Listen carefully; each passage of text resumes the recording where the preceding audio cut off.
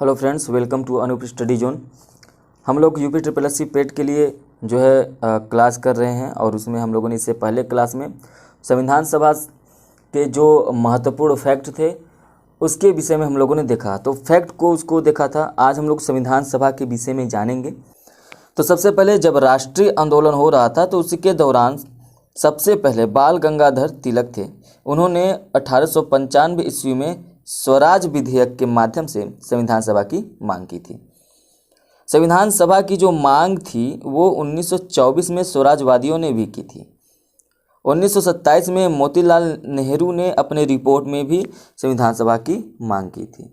तो आप यहाँ से देखेंगे, लेकिन सबसे पहले एम.एन. राय ने संविधान को बनाने के लिए औपचारिक रूप से पहली बार संविधान सभा का विचार प्रतिपादित किया। अगस्त प्रस्ताव 1940 में पहली बार आधिकारिक रूप से यह घोषणा की गई कि भारत के संविधान का निर्माण भारतीय जनता के द्वारा किया जाएगा। तो ये आप याद रखिएगा कि अगस्त प्रस्ताव 1940 में पहली बार आधिकारिक रूप से यह घोषणा हुई थी कि भारतीय जनता के द्वारा भारत का संविधान क्या किया जाएगा, निर्माण किया जाएगा। ठीक है। तो इसके तहत 1942 में क्रिप्स मिशन आता है और क्रिप्स मिशन को महात्मा गांधी जी ने क्या कहा, पोस्ट डेटेड चेक कहा। क्या कहा, पोस्ट डेटेड चेक। अब post dated cheque Gandhi ji ने क्यों कहा, क्योंकि इसमें कोई तिथि का उल्लेख नहीं था कि संविधान सभा तो बनाया जाए, लेकिन कब बनाया जाए, कैसे बनाया जाए, ये उसमें कोई जिक्र इसका नहीं हुआ था। तो गांधी जी ने क्या किया, क्रिप्स मिशन को अस्वीकार कर दिया। क्लियर है। ब्रिटेन में लेबर पार्टी का गठन होता है। वहाँ पर जो प्रधानमंत्री बनते हैं वो बनते हैं क्लीमेंट एटली। मार्च 1946 में कैबिनेट मिशन का गठन किया जाता है और उसे भारत भेजा जाता है। इस कैबिनेट मिशन में 3 सदस्य थे। एक थे पैथिक लॉरेंस, जो कि इस कैबिनेट मिशन के क्या थे, अध्यक्ष थे। दूसरे थे स्टेफर्ड क्रिप्स और तीसरे थे एवी अलेक्जेंडर। कैबिनेट मिशन मार्च 1946 में भारत आता है और भारत कब आता है, 24 मार्च 1946 को दिल्ली में आता है कैबिनेट मिशन। 16 मई 1946 को अपनी योजना प्रस्तुत करता है और उसमें बहुत सारी ऐसी बातें की गई कि संविधान सभा का गठन कैसे किया जाए या संविधान, भारत का निर्माण, एक संविधान का निर्माण होगा, कैसे किया जाए। तो कैबिनेट मिशन में कौन कौन सी योजना थी उसके विषय में हम लोग देखते हैं। पहला तो जो पाकिस्तान की मांग हो रही थी उसको क्या कर दिया गया, अस्वीकार कर दिया गया। उसके अलावा एक संघीय शासन जिसमें ब्रिटिश भारत के प्रांत और देसी रियासतें शामिल थी, उन दोनों को मिलाकर क्या किया जाए, एक संघीय शासन बनाया जाए। तीसरी बात यह थी कि संघ को विदेश प्रतिरक्षा और संचार और जितने भी शेष विभाग थे वो किसको दी गई, प्रांत को। मतलब जो विदेश प्रतिरक्षा था वो संघ को दिया जाना चाहिए और संचार भी संघ को दिया जाना चाहिए और जो शेष विभाग बच रहे हैं वो किसको दिया जाना चाहिए, प्रांत को दिया जाना चाहिए। भारत में इसके अलावा और क्या कैबिनेट मिशन में बात की गई कि भारत में एक अंतरिम सरकार का गठन हो और उस अंतरिम सरकार का गठन कब होता है, 1946 में उसका गठन होता है। कब, 2 सितंबर 1946 को। इस अंतरिम सरकार में मुस्लिम लीग ने क्या किया था, शामिल नहीं किया था, अपने आप को शामिल नहीं किया था। तो ये कह सकते हैं जब अंतरिम सरकार का 2 सितंबर 1946 को गठन होता है तो मुस्लिम लीग इसमें शामिल नहीं थी। हालांकि बाद में चलकर 26 अक्टूबर 1946 को ये क्या हो जाती है, शामिल हो जाती है, क्योंकि उस समय जवाहरलाल नेहरू ने क्या कहा था, यदि आप मतलब कि सभा में रहना चाहते हैं तो उसमें शामिल होइए, नहीं तो बाहर ही हो जाइए। तो ऐसे कंडीशन में मुस्लिम लीग के पास कोई ऑप्शन नहीं था तो मुस्लिम लीग शामिल हो जाती है अंतरिम सरकार में। और ये जो अंतरिम सरकार में जब मुस्लिम लीग शामिल होती है तो कुल कार्यकारी परिषद की संख्या कितनी हो जाती है, 14 हो जाती है। तो आइए उन 14 अंतरिम सरकार में जो सदस्य हैं उनके विषय में देखते हैं, क्योंकि यहाँ से एग्जाम में पूछता है कि अंतरिम सरकार में गृह मंत्री कौन थे, तो सरदार वल्लभ भाई पटेल थे। रक्षा मंत्री कौन थे, बलदेव सिंह थे। तो इस तरह से प्रश्न पूछता है तो इसको हम लोग ध्यान में रखेंगे। अंतरिम सरकार में कार्यकारी परिषद के उपसभापति के रूप में जवाहरलाल नेहरू को चुना गया। सरदार वल्लभ भाई पटेल को गृह मंत्री चुना गया। बलदेव सिंह को रक्षा मंत्री, डॉक्टर राजेंद्र प्रसाद खाद्य एवं कृषि मंत्री, राजगोपालाचारी शिक्षा मंत्री, अरोड़ा आसफ अली रेल मंत्री, जगजीवन राम श्रम मंत्री, जान मथाई उद्योग एवं आपूर्ति मंत्री, CH भाभा कार्य एवं खनन मंत्री, चुंदरीकर वाणिज्य मंत्री, लियाकत अली वित्त मंत्री, गजनफर अली खां ये स्वास्थ्य मंत्री चुने गए, अब्दुल रब नस्तर संचार मंत्री, और योगेंद्र नाथ मंडल, जिसका कहीं कहीं आप जोगेंद्र नाथ मंडल भी देखेंगे, वो बने विधि मंत्री।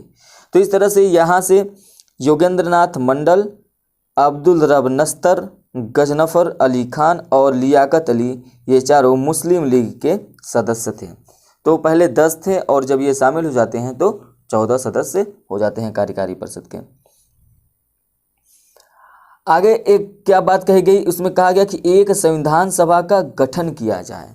तो कैबिनेट मिशन के द्वारा ही उस योजना में ये कहा गया कि एक संविधान सभा का गठन किया जाए। और संविधान सभा का गठन किया जाए तो उसके अंतर्गत कितने कार्य होने चाहिए? 2 कार्य होने चाहिए। पहला क्या कि भारत का संविधान का निर्माण, उस संविधान सभा द्वारा भारत के संविधान का निर्माण किया जाना चाहिए, और जब तक संसद का गठन नहीं हो जाता है तब तक संसद के रूप में कार्य करेगी। कौन कार्य करेगी? संविधान सभा। कौन कार्य करेगी? संविधान सभा। क्लियर है? तो जब संविधान सभा का गठन होता है तो उसमें 389 सदस्य जो होते हैं भाग लेते हैं। उसमें 389 सदस्य थे। ये आपसे प्रश्न बहुत बार पूछता है तो उसको याद रखेंगे। इस 389 सदस्य में 93 सदस्य जो थे वो देसी रियासत से थे, 292 सदस्य ब्रिटिश भारत के प्रांतों से थे और 4 सदस्य मुख्य आयुक्त के प्रांतों से थे। ये जो 292 सदस्य थे ये 11 प्रांत से थे और ये जो 4 सदस्य थे ये 4 प्रांत से थे। इस तरह से जब आप देखेंगे तो 296 सदस्यों का जो निर्वाचन अप्रत्यक्ष निर्वाचन प्रणाली मतलब आनुपातिक प्रतिनिधित्व पद्धति के आधार पर भारत के सभी वर्गों की जनसंख्या के अनुपात में प्रतिनिधित्व हो सके, इस आधार पर निर्वाचन किया गया। तो आपसे प्रश्न पूछता है, अब देखिए 296 हैं, ये 292 जिनको चुना गया ये देसी रियासत से थे तो इनको चुना नहीं गया था। 292 सदस्य 11 प्रांत से और ये 4 सदस्य मुख्य आयुक्त के प्रांत से, मतलब 296 सदस्यों का जो है निर्वाचन हुआ, और निर्वाचन हुआ अप्रत्यक्ष रूप से। और कौन सी प्रणाली अपनाई गई? अनुपातिक प्रतिनिधित्व पद्धति अपनाई गई। ठीक है, प्रत्येक प्रांत को या रियासत को या मुख्य आयुक्त के प्रांत को उनकी जनसंख्या के अनुसार सीटें या जो सीटें दी गई या स्थान उनको दिया गया, निर्धारित किया गया। तो इसमें प्रत्येक 10 लाख की जनसंख्या पर एक सदस्य निर्वाचित किया गया। प्रत्येक 10 लाख की जनसंख्या पर एक सदस्य निर्वाचित किया गया। आगे देखते हैं, विधानसभा के सदस्यों का निर्वाचन प्रांतीय विधानसभा के सदस्यों ने किया था। तो ये जो विधानसभा के सदस्यों का निर्वाचन था ये किसने किया था? प्रांतीय विधानसभा के सदस्यों ने किया। इस निर्वाचन के परिणाम स्वरूप 296 सदस्यों का निर्वाचन हुआ, जिसमें से 208 सीटें कांग्रेस को मिली और 73 मुस्लिम लीग को मिली। 8 सीटें जो थे वो निर्दलीय थी और एक सीटें जितनी भी अलग अलग पार्टियां थी उनको मिली। इन 296 सदस्यों में 12 महिलाएं थी। याद रखेंगे, देखिए 2 तरह से प्रश्न बनेगा। एक तो ये जो चुने गए थे इनमें 296 सदस्यों में कितनी महिलाएं थी? 12 महिलाएं थी। लेकिन संविधान सभा में कुल 15 महिलाएं थीं। दोनों प्रश्न पूछ सकता है। तो आपसे पूछेगा यदि संविधान सभा में कितनी महिलाएं थी तो 15, क्योंकि वहां पर 3 जो थी वो देसी रियासत से थी। ठीक है, तो याद रखिएगा। और यदि 296 सदस्यों में से पूछा जाएगा तो 12 महिलाएं थीं। क्लियर है? तो संविधान सभा का निर्माण हो गया और इस तरह से संविधान सभा की पहली बैठक प्रारंभ कब हुई? 9 दिसंबर 1946 को। कहाँ पर? नई दिल्ली में। क्लियर है? 9 दिसंबर 1946 को नई दिल्ली में संविधान सभा की पहली बैठक हुई और इस बैठक से मुस्लिम लीग ने क्या किया? बहिष्कार कर दिया। और बहिष्कार किया, उसके साथ ही अलग पाकिस्तान के लिए अलग संविधान की मांग प्रारंभ कर दी। उसने मांग किया। तो इस तरह से जब मुस्लिम लीग ने बहिष्कार कर दिया तो पहली बैठक में 207 सदस्य उपस्थित थे। इसके अलावा देशी रियासत में हैदराबाद था। हैदराबाद देशी रियासत ने संविधान सभा में भाग नहीं लिया था। क्लियर है। 11 दिसंबर 1946 को डॉक्टर राजेंद्र प्रसाद स्थायी अध्यक्ष चुने जाते हैं। इससे पहले 9 दिसंबर 1946 को जब संविधान सभा का पहली बैठक होता है तो अस्थायी अध्यक्ष के रूप में डॉक्टर सच्चिदानंद सिन्हा को चुना जाता है। उसके अलावा जब 11 दिसंबर 1946 को जब होती है तो डॉक्टर राजेंद्र प्रसाद को क्या किया जाता है, स्थायी अध्यक्ष चुना जाता है। एच.सी. मुखर्जी को उपाध्यक्ष चुना जाता है और बी.एन. राव को संवैधानिक सलाहकार के रूप में चुना जाता है। 13 दिसंबर 1946 को जवाहरलाल नेहरू ने उद्देश्य प्रस्ताव पेश किया और इसे 22 जनवरी 1947 को क्या कर लिया गया, स्वीकार कर लिया गया। क्लियर है। ठीक है। अब इसके बाद संविधान सभा में क्या की गई, कुछ प्रमुख समितियां बनाई गई और उनके अध्यक्ष को क्या किया जाता है, एग्जाम पूछता है। तो एग्जाम में जब पूछता है तो इन समितियों के अध्यक्ष को भी याद रखेंगे। एक समिति बनाएगी संघ शक्ति समिति। इसके जो अध्यक्ष थे वो थे जवाहरलाल नेहरू। संघीय संविधान समिति, जवाहरलाल नेहरू इसके अध्यक्ष थे। प्रांतीय संविधान समिति, इसके अध्यक्ष सरदार वल्लभ भाई पटेल थे। पटेल प्रारूप समिति, इसके अध्यक्ष भीमराव अंबेडकर थे। संचालन समिति, इसके अध्यक्ष डॉक्टर राजेंद्र प्रसाद थे।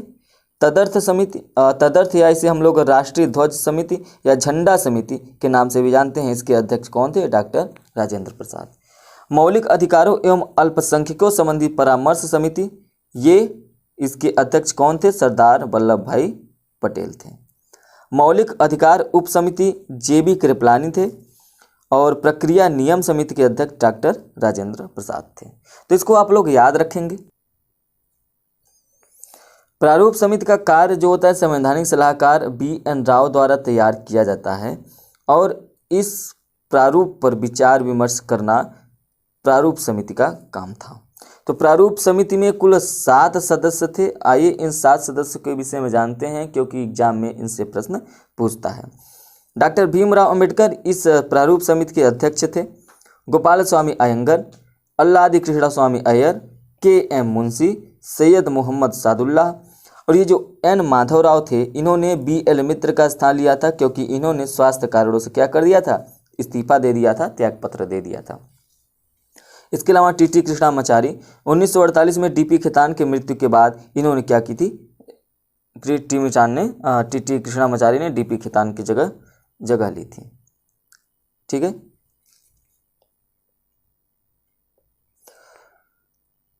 छब्बीस नवंबर 1949 को संविधान सभा द्वारा संविधान को पारित कर दिया गया। संविधान के कुल 15 अनुच्छेदों को 26 नवंबर 1949 को लागू किया गया, जबकि शेष 26 जनवरी 1950, ये जनवरी है, 26 जनवरी 1950 को, 26 जनवरी, ये जनवरी नहीं होगा, यहाँ पे ये नवंबर होगा। 26 नवंबर 1949 को पारित किए गए संविधान में 22 भाग, 8 अनुसूचियां, 395 अनुच्छेद थे और जो वर्तमान में है वो यदि गणना की दृष्टि से देखेंगे तब भारतीय संविधान में 452 अनुच्छेद, 25 भाग, 12 अनुसूचियां हैं। 24 जनवरी 1950 को डॉक्टर राजेंद्र प्रसाद को भारत का पहला राष्ट्रपति चुना गया। 22 जुलाई 1947 को भारत का राष्ट्रीय ध्वज मिला। 24 जनवरी 1950 को राष्ट्रीय गीत और राष्ट्रीय गान अपनाया गया। रियासतों को सरदार पटेल जी के नेतृत्व में भारत संघ में शामिल किया गया। कुछ रियासत थी जो शामिल नहीं हो रही थी, जैसे हैदराबाद रियासत को पुलिस कार्यवाही के द्वारा शामिल किया गया। जूनागढ़ रियासत को जनमत संग्रह से जो है वो शामिल किया गया। जम्मू कश्मीर को विलय पत्र पर हस्ताक्षर के द्वारा शामिल किया गया। तो अंतरिम सरकार 26 जनवरी 1950 के प्रथम आम चुनाव 1951 के बाद बनने वाली सरकार तक कार्य किया था। तो ये जो अंतरिम सरकार का गठन हुआ था ये कब तक काम की थी, 1951, जब तक आम चुनाव नहीं हुआ था। ठीक है। तो संविधान सभा से जितने भी महत्वपूर्ण प्रश्न बनते थे, संविधान सभा का निर्माण कैसे हुआ, इसमें कितने लोगों ने भाग लिया, चुनाव कैसे हुआ, प्रत्यक्ष हुआ या अप्रत्यक्ष हुआ, कितना समय लगा, समय आपको बता दें कि संविधान का निर्माण करने में 2 वर्ष 11 माह 18 दिन लगे थे। ठीक है, तो यदि आपको वीडियो अच्छा लगा हो तो आप लोग लाइक करेंगे, शेयर करेंगे, और यदि आपने चैनल को सब्सक्राइब नहीं किया तो चैनल को सब्सक्राइब कर लेंगे। चलिए मिलते हैं नेक्स्ट वीडियो में, तब तक के लिए धन्यवाद।